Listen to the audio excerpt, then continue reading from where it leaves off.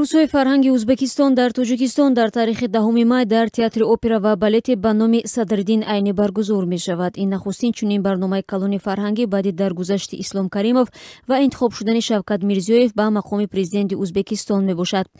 баъди сари кор омадани Мирзиёев ва Тошканд барои беҳбуди равобит бо ҳамсояҳои наздик гомҳои тадриҷӣ мебардорад.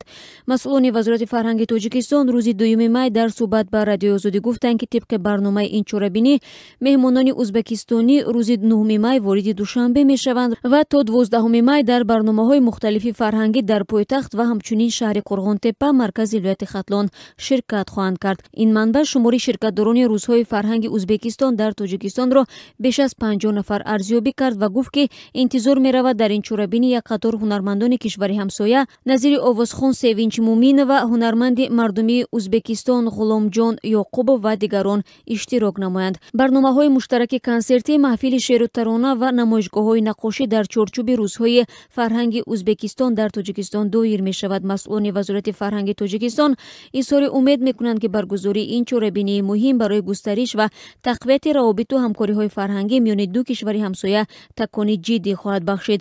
Инам дар ҳоле, ки дар 2 даҳсолаи ахир ин барои бори аввал аст, ки рӯзҳои фарҳанги Ӯзбекистон дар Тоҷикистон баргузор мегардад.